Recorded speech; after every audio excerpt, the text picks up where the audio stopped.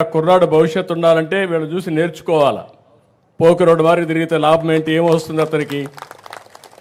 వీళ్ళు ఇంటికాడ కూర్చొని ఒక 20,000 50,000 ఇంటిని సంపాదిస్తారు, తల్లిదండ్రులు చూసుకుంటున్నారు. మీరు కూడా ఆ పని చేస్తే సంతోషపడేవాడిని.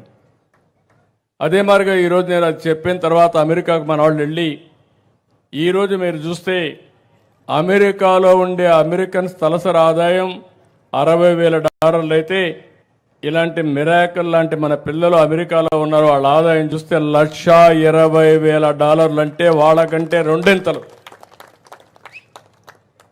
అంటే వాళ్ళకంటే తెలివైన పిల్లలు మన పిల్లలు. ఈరోజు ఇక్కడే కాదు, ప్రపంచంలో ఏ దేశానికి పోయినా మొన్న అరెస్ట్ చేశారు.